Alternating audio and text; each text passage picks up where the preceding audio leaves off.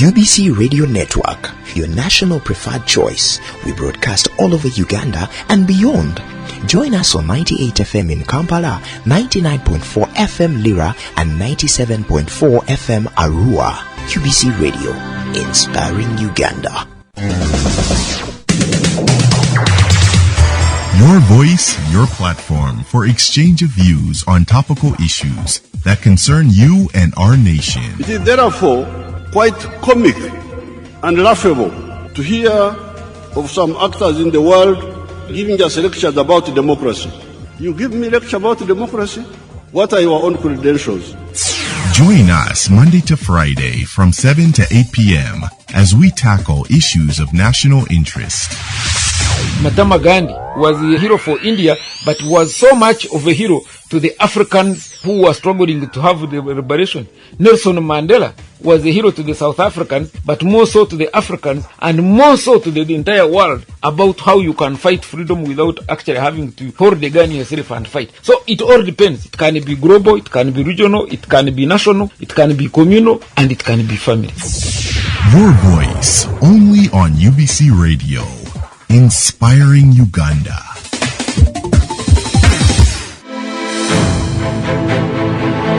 This is your voice program on UBC Radio. UBC Radio, inspiring. Because it is International Women's Day, and because of that, we are dedicating the entire program on that event. As you may be aware, national celebrations took place in Kiruhura, Western Uganda. And let's hear the presidential message and address to the country on this day shortly after the break. At UBC Radio, all our radio network across the country is committed to inform, entertain, educate and guide for national transformation. Our own radio, UBC, should set its own example. Leka bano abatafa ku bantu baffe bagumaza ndowooza Muganda kitwa kugumaza, to divert people. Let our own UBC bring programs to educate the people so that abagala kugumaza babereyo bagumaza naye naffe they can advise, guide, and people in time will judge the one who is their friend and who is just using them. Tune into UBC radios for credible socio-economic programs. UBC, inspiring Uganda. Welcome back from the break, and I am Henry Baguma. We are focusing on International Women's Day. The national celebrations took place at Kiruhura in Western Uganda. His Excellency President Museveni was the chief guest at the celebrations. Here is extract of his presentation and speech. I am pleased to welcome you all to the cultural corridor. Although they are saying Kiruhura, Kiruhura, but Kiruhura is really part of the cultural corridor, which goes all the way to the north and the northeast, to celebrate the International Women's Day 2023. I'm very happy that you organized the Women's Day in Kiruhura district for this year. Why? It is because it is here in Kiruhura district that our student group launched the anti-nomadism campaign in December 1966.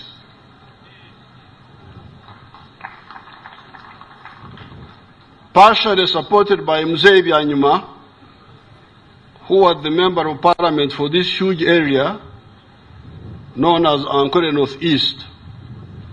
Mwesugo Black and myself walked from Kurar to Kurar,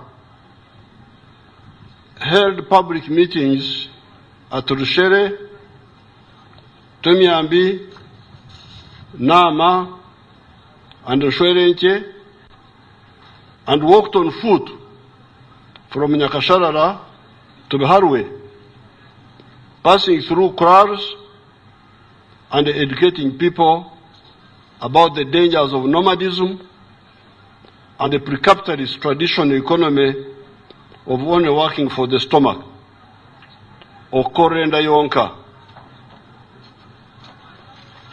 Between 1966 and 1971, abanyankwe mbango rujungu ndicho bakwata kubi.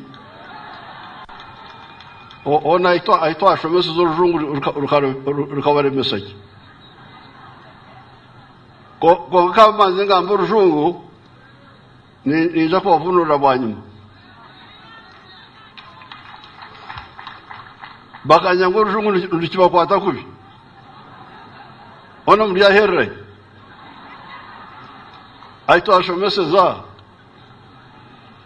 Between 1966 and 1971, when Amin launched his coup d'etat,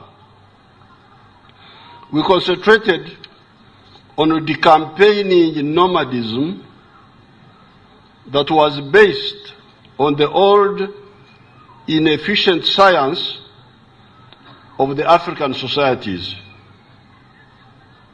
That nomadism, like the one we still have in Karamoja and in Turkana and in many parts of Africa, that nomadism was an attempt to solve the three problems that faced the traditional pastoralists. These three were the shortage of pasture during the dry season, the shortage of water during the dry season, and the cattle diseases caused by vectors such as tsetse flies, ticks, snails, and parasites like worms, bacteria, and viruses. However, this practice was out of date because in other parts of the world, e.g. Europe, where they had seasonal incapacity to have grass grow on account of the snow in winter and very cold temperatures in the autumn, they had long learned the techniques of using spring and summer to grow crops and pasture, preserve them as hay, silage, or animal feeds, and feed them to the livestock in winter and autumn. These people, who have got only one season for growing crops and pasture, we are producing more agricultural products than us, who had 2 seasons even without irrigation. And the 2 seasons are what we call Omwaka or Itumba. This is August to January, and Obujegashe, the small harvest from March to June. Katumba to Kamena. With water, the only problem was either with the problem of water, because these nomads were moving around, that there was shortage of water during the dry season. So with water, the only problem was either not kulembeka. Kulembeka is a Uganda word which means okutangiriza. Kulembeka in Acholi would be jolopi.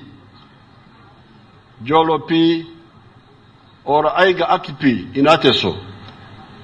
With water, the only problem was either not kulembeka, trapping the rainwater, or kulembeka with smaller containers if we do not have a shurok, underground water spring in that area.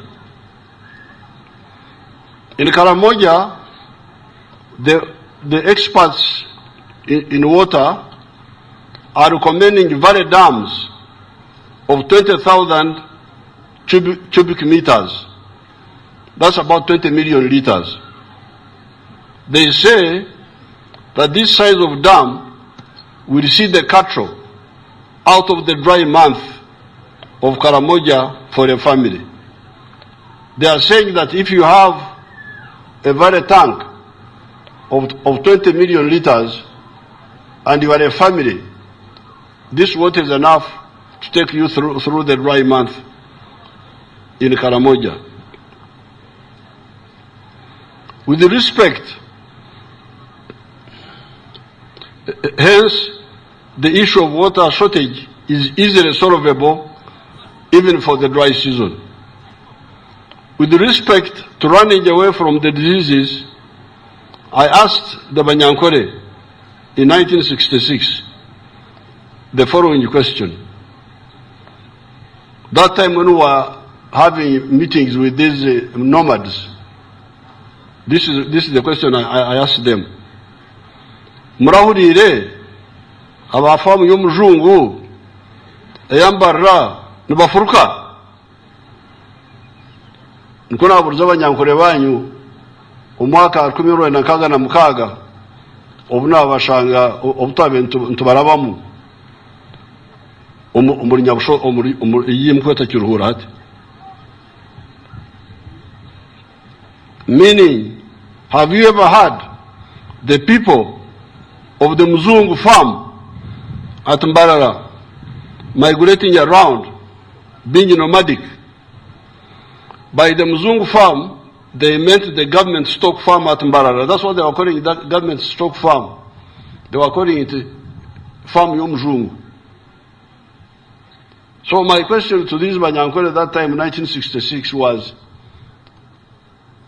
you are running around, you are nomadic because you say there is shortage of grass in the dry season, there is shortage of water in the dry season, and cows are dying from diseases.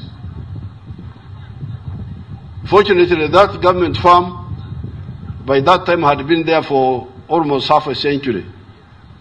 So my question to them was, have you ever heard the people of the government farm being nomadic? And that's why you, the leaders, you must be very careful. If you want to change people, you must enter their psychology. You must enter their heads. This person, how is he thinking? Why does he not see what I see? The problem of the leaders is elitism. You go as elite. You don't try to penetrate the mind of the patient, because these are patients. They need to be cured of their lack of information. So my question to them was, you are nomadic because you say you are looking for pasture in the dry season, you are looking for water in the dry season, you are also running away from the diseases. Have you seen the government farm at Mbara, what they were calling the farm of the Mzungu? Have you seen the government farm at Mbara? Say, yes, we know it. Have you ever heard them being nomadic? They say no. So the government farm is not nomadic.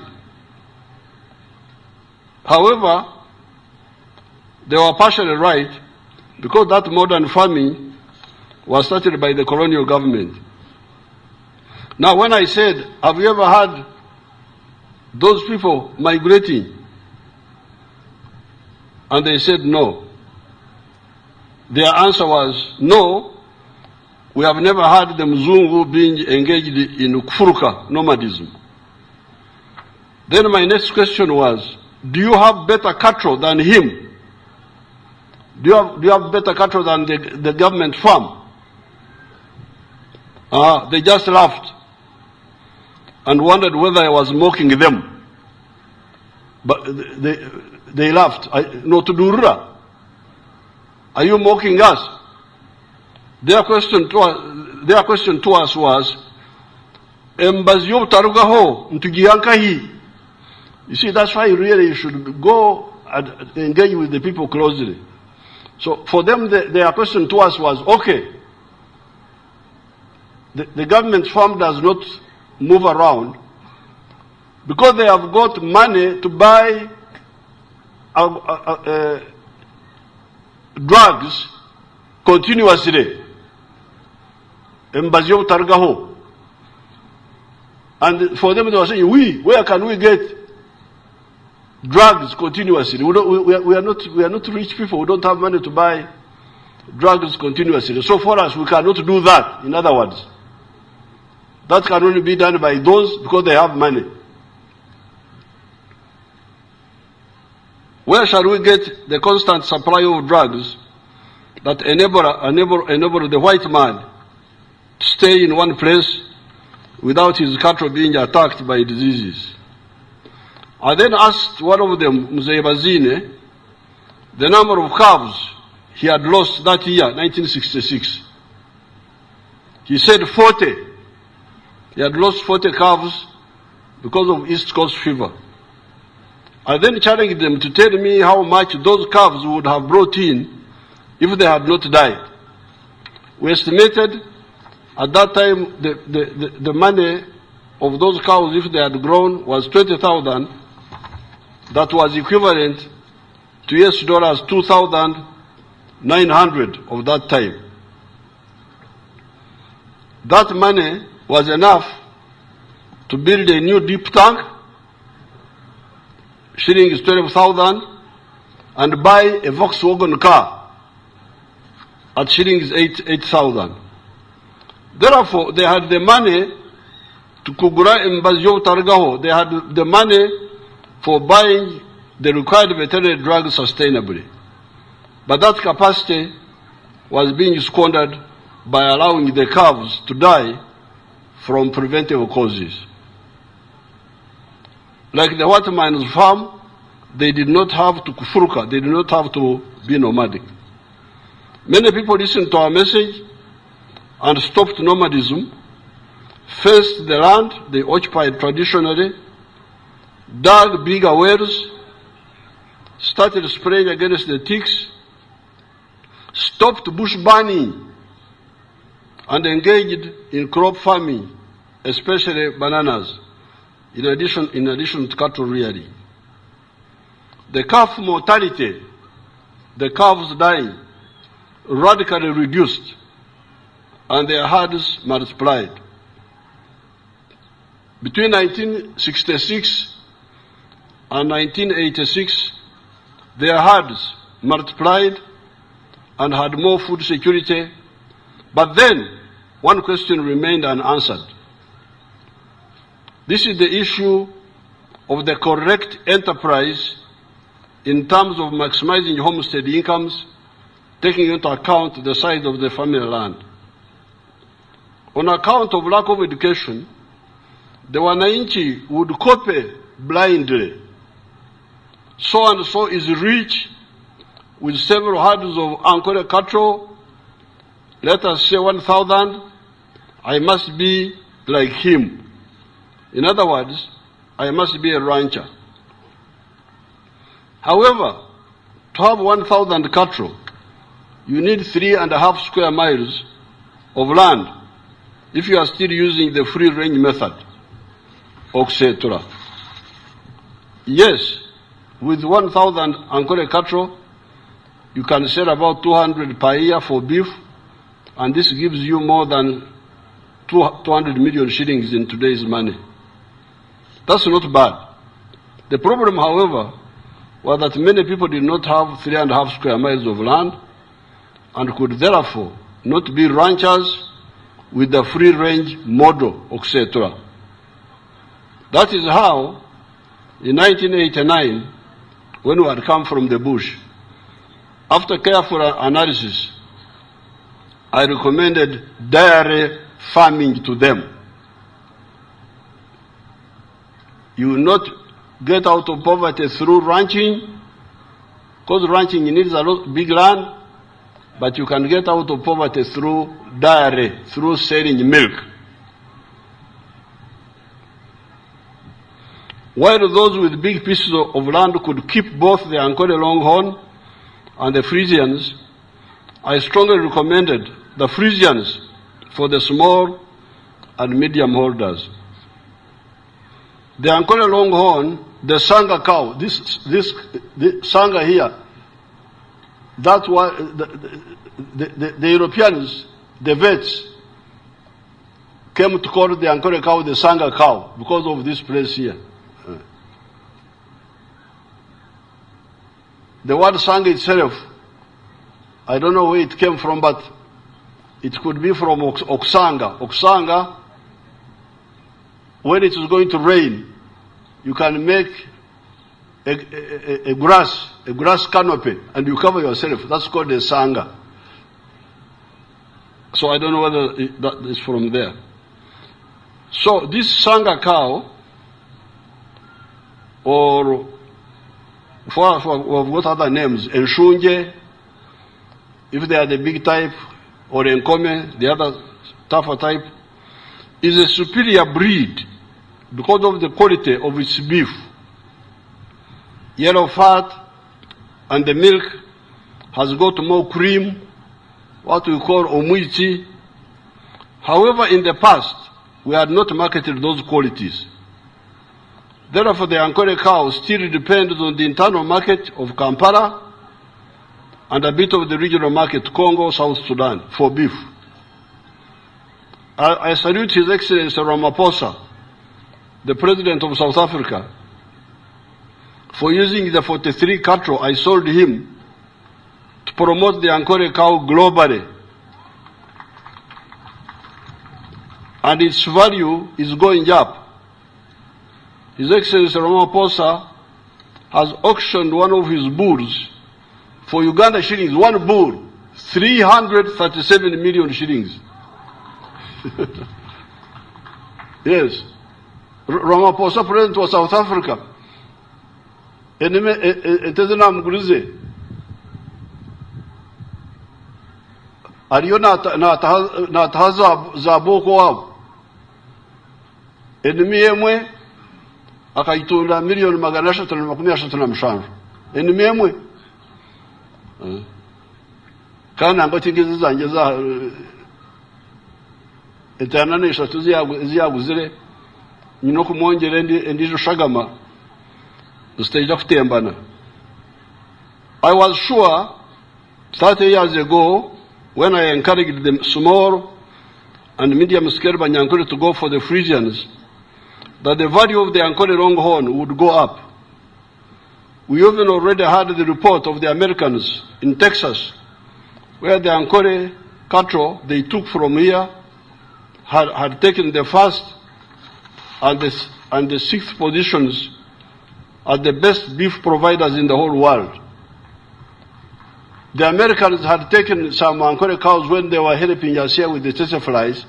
They took them to America, and when they put them in a competition of beef, one took the first position of beef in the whole world, of all the cattle of the world. And another one took the 6th place. So we already had this information. But I didn't want the Banyankole to continue with the poverty while we were trying to promote, to inform the world about the Ankole cattle, because it would take time. That is why I keep thousands of them at Kisozi. However, the small and the medium farmers in the cattle corridor needed a quick answer in 1989, and even today, the other similar Ugandans need that quick answer. In any case, there was no harm in diversification. Hence, I unequivocally recommended for them to go for the Frisians. What have been the results since that time? Big transformation. You are still tuned to UBC Radio, and we are continuing with the presidential address to the country as we celebrated International Women's Day at Kiruhura. UBC Radio 98 FM in Mukono, Hoima, Masindi, Masaka, Sironko, Kalangala, and Jinja. UBC Radio, inspiring Uganda.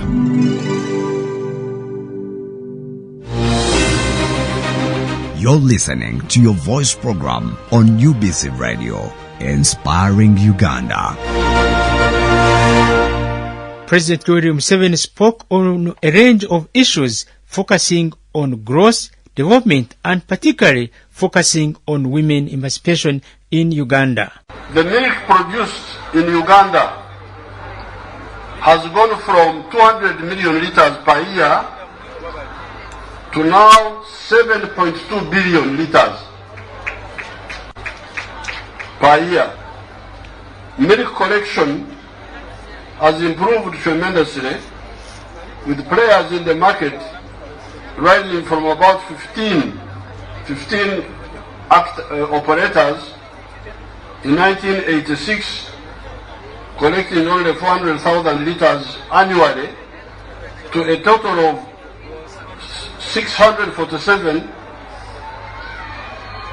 fully equipped milk collecting centers with a total collection capacity of 3.2 billion liters per day.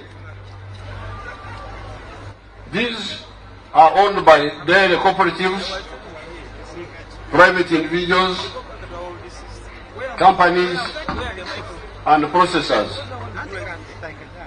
Uganda's processing companies have increased from one company, the Dairy Corporation Limited, which was processing only 60,000 liters per day in 1986, to currently 145 companies with a processing capacity of 3.2 billion liters per year, or here they say 2.8 million liters per day. These are employing men, women, and youth. Dairy processors range from large, medium, small scale, and cottages processors with a variety of products such as powdered milk, ghee, butter, UHT milk, casein, pasteurized liquid milk, yogurts, cream, ice cream, fermented milk and cheese, whey protein, white sauce, eshabwe, milk-based beverages, e.g. Nutri-Bushera, among others. The dairy sector is valued at, these figures, we need to check them. Here they are talking of some figure, but I had seen 3.8 trillion shillings. The export portion of which brings in US dollars 106 million per year. We are aiming at 20 billion liters. Why? Our population will be soon 50 million people. Each person, to remain healthy with all his teeth in his mouth like me at 78 years, needs to drink 210 liters of milk per year. 50 million people therefore need 10.5 billion liters. We need another 10 billion liters for export that will bring us US dollars 637 million. The Kiruhura Council area today has 284 coolers and sells 1.4 million liters of milk per day, which is Uganda shilling 604 billion per annum. I thought you would have seen the quality of the homes. They haven't got, I don't know why they haven't got some pictures, but you can see these ones here.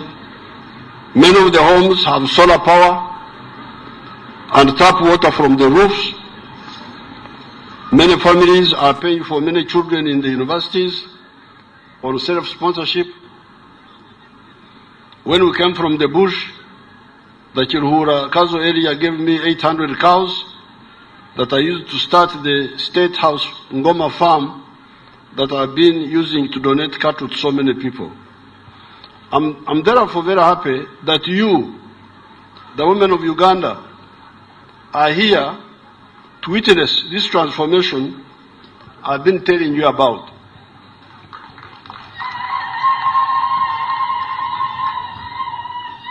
The whole of the cattle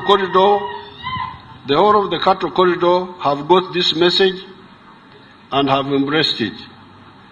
Parts of the districts involved are found in Isingiro, Kashari, Kirhura, Kazo, parts of Uganda, Liantonde, parts of Rakai, Sembabule, Chejegwa, parts of Gomba, parts of Mbende, Chiboga, Chenkwanzi, Nakaseke, and Nakasongora.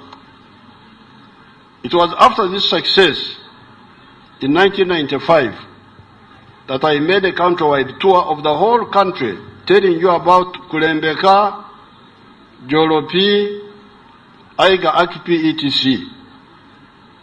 And in the 1996 NRM manifesto, we put in the 4 acres model. To remind you, the 4 acres model would get you to put coffee in 1 acre, fruits in the 2nd acre, pasture for zero grazing Frisian in 1 acre, and food crops in 1 acre, bananas, cassava, etc. In the backyard, those interested could put poultry, a piggery, and those near water would do fish farming. These are activities that have got a huge global market that we have long ago confirmed and have a good return per acre per annum. With these, we cannot go wrong. New ideas are coming up, macadamia, cashew nuts, etc. We shall analyze each of them and judge as to whether we should put them in the 4 acres model. The 4 acres model is part of what we call intensive agriculture. It is designed to benefit the country, but particularly benefit the smallholder. There are other products that the country needs, but do not fit in the intensive agriculture. They come in what is called extensive agriculture. Getting small income per acre, but doing it on a big scale. This is where maize, sugarcane, cotton, ranching, tobacco, etc. come in. While the Parish Development Model deals with the 4 acres model, Uganda Development Bank, UDB, will handle the extensive agriculture. However, I want to accuse your people of the cattle corridor whom the NRM had got out of poverty, but who are determined to go back to poverty. Before all you, the assembled Ugandans at Sanga, abanyankore naza kubegura omushango umushago abanyayuganda bari habona.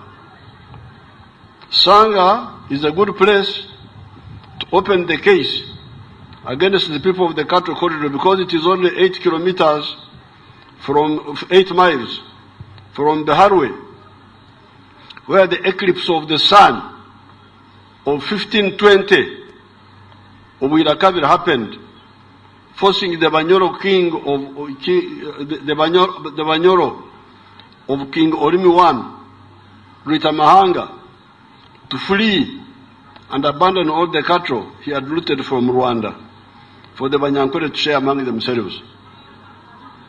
8 miles from here, the king of Bunyoro, Orimi I, was coming from stealing cows from Rwanda. And then there was the eclipse of the sun. Being primitive, he thought that the world had ended. He ran away and left all the cows, and the Banyankore took them. It is 8 miles from here. So this is a good place where to accuse you, the Banyankore. The Banyankole called those cattle Empenda ya Munoni, which means a huge herd of cows, thousands and thousands, which was found at Munoni in Isingiro. I accused the cattle corridor people of 2 offenses before all the assembled Ugandans at Sanga Public Court. Offense number 1 is Oktwanyagura, the wealth of the NRM that has enabled families to create in the last 30 years with the myopic inheritance of sharing by the physical division of the properties rather than dividing by shares, Mgabo. This is the big danger now. Because these people, have you got some homes? They didn't manage to get any pictures. Sure, I want to see. Where are they? Those are now the Wanyankore you are talking about.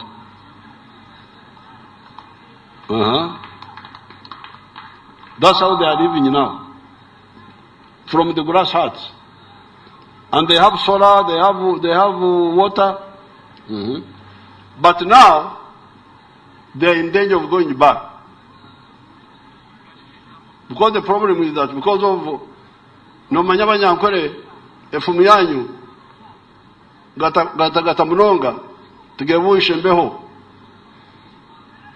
amezi rubo wagateka gatabura konka kandi ko gareka gahora gagareka gafu mbona kandi mwafuka mwagareka nko kwanyu mwagareka mbukafiri because of lack of I think education. When the heads of the family who have done those things, built those houses and followed what we did, when they die, the children, like ants, descend on the wealth and divide it up. I want my share, I want my share, I want my share. Oh! So now this is the new danger. But now, and this is where these MPs please,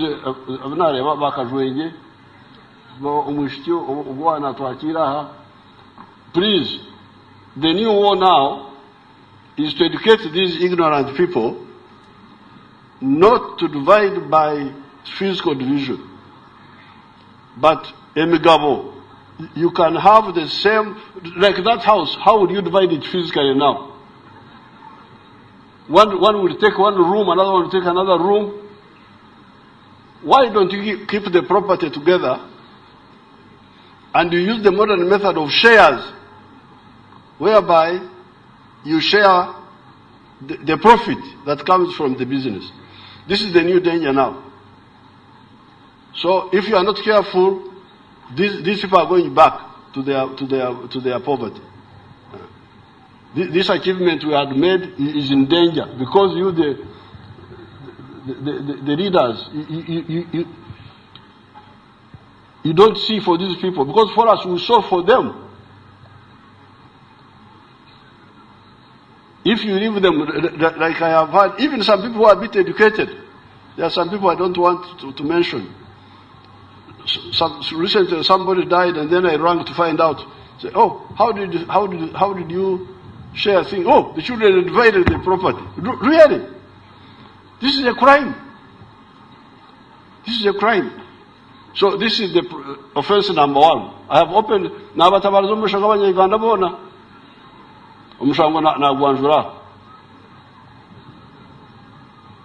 kandi kuri warahangana bujana n'irahangana we yacyura kukundi zayeta rija kumbuza atabunki wayituza Abanyankore bakayita ubworo kandi no ranzi. The second problem is that they don't do what the other woman was doing. I'm very happy with the first woman, the one who was growing the grass. Was growing grass. There is what they call Oxugegansa in Rinyankore, which means when the children are doing work, they can say, oh, you be the one to do the work. If you don't do it, I will not do it. It's called Oxugegansa. Now, Africans, Oxugegansa God. If God, you don't grow the grass, the cows will die. But God has got his seasons. He arranged for you. And he gave you capacity. Grow the grass, like the other woman who was in the picture. So these are the two offenses I am opening against the Banyankwele. My appeal to the people of the cattle corridor are two. Stop fragmenting wealth when the head of the family dies. Share by amicable, not physical fragmentation. Secondly, grow pasture and other foods like maize, sorghum for the cattle. Do not just depend on what nature prepares. Use nature to do better for your family and for Uganda. You may say, how does all this help the women? We came here for women and Museveni is talking about commercial farming, etc.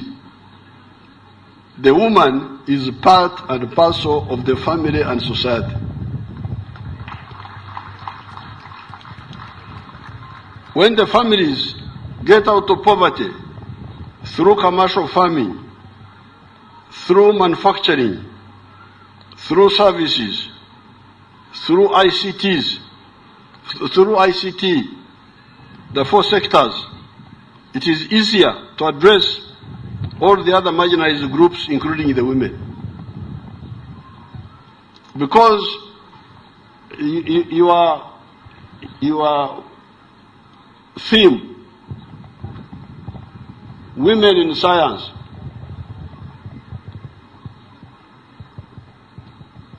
Honorable Mongi connected it well.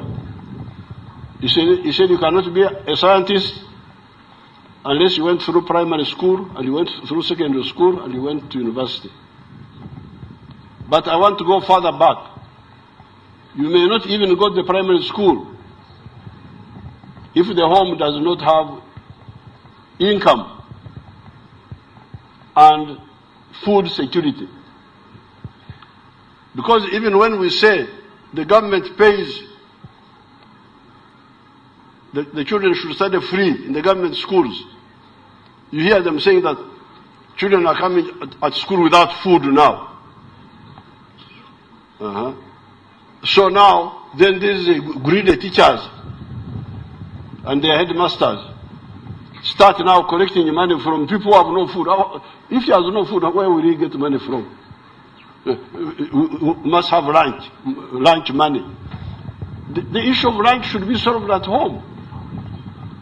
So, you cannot have, this woman will not be a scientist, or you will not get many of them, you will get a few, but it is easier if the whole society comes up, gets out of non-money economy into money economy, then you will be able to get more scientists, both men and women. So talk holistically, don't talk partially. You cannot maintain backwardness and somehow you get a few scientists and you think they would help the situation. You must have the general transformation of the society. Will the welfare families pay for the girl child to study or not? Show me a daughter or a son of a rich man that has dropped out of school on account of not being able to pay the school costs. Families getting out of poverty is a good base of solving other problems. Yes, you may get greedy men who get rich and abandon their wives and children. The question is, are they really rich? Or are they just having some little money, while previously they had nothing? Otherwise, if the families are rich, the courts of the state can even discipline irresponsible husbands to share wealth with their spouses. If the husband is rich but irresponsible, the wife will go to court, and the court will force the husband to give a share to the wife. But if it is an irresponsible poor husband, what will the court force him to share? Say, go back and share poverty. So please, don't mix up issues. Don't start on the top of the house, start from the base. The base. The whole society must come out of backwardness. And then all these other refinements will take place. How will the courts force a poor husband to share poverty with his poor wife and children? Families getting out of poverty is a good first step. In any case, the NRM has got specific programs for the specific segments of the population: women, youth, disabled. This is always catered for under the different funds: PDM, Emyoga, youth, and women funds previously. The massive involvement in the 4 acres model and the extensive agriculture assisted by UDB will generate a large quantity of raw materials for the agro-processing factories to handle. As an example, you have seen on the screen that in Kiruhurakazo area, you have a total of 284 cooling tanks, and in the Kiruhurakazo Mbara area, you have 2 big factories processing 800 liters of milk per day. Agriculture, therefore, stimulates industry. What is true of milk is true of tea. There are 27 tea factories in the western region of Uganda. Therefore, all Ugandans, stop excuses. It is possible to get out of poverty. The people in the cattle corridor had got out of poverty through the dairy industry guided by the NRM. They are now sliding back because of the residual cultural backwardness. We are also fighting that. You can all get out of poverty. That's what I wanted to tell you. That's why I came here. When I heard that you had come to Kiruhura, I said, Apoyo Rubanga.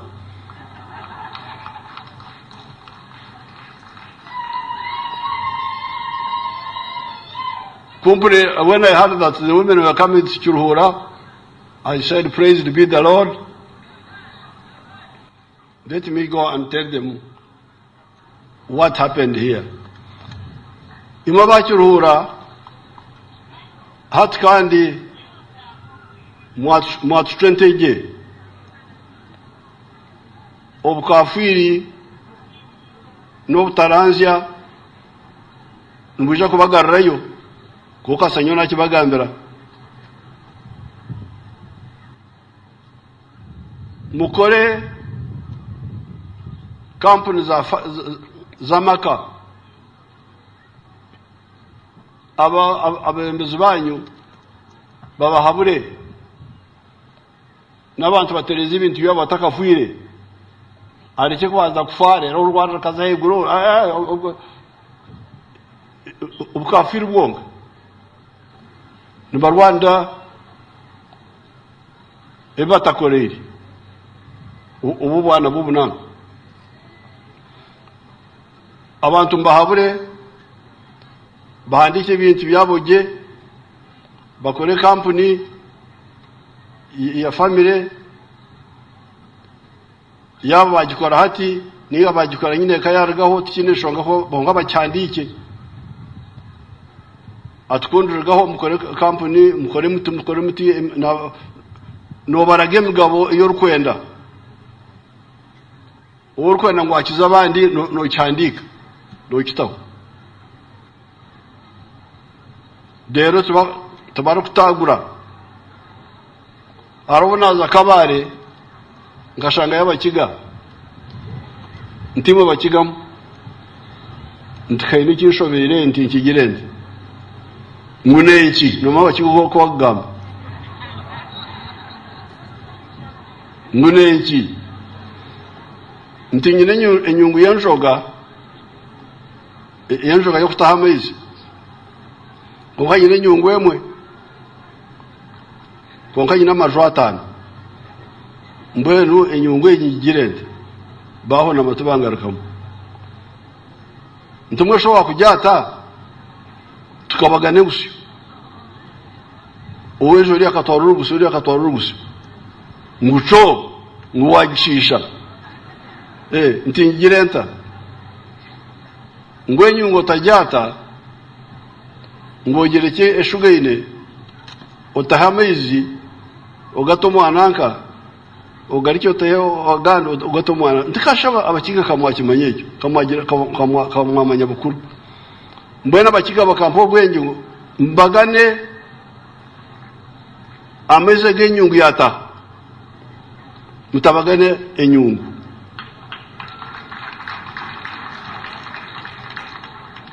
enyungu yanjoga nicyo bakiga bampabwiri mbona nyina kibaganda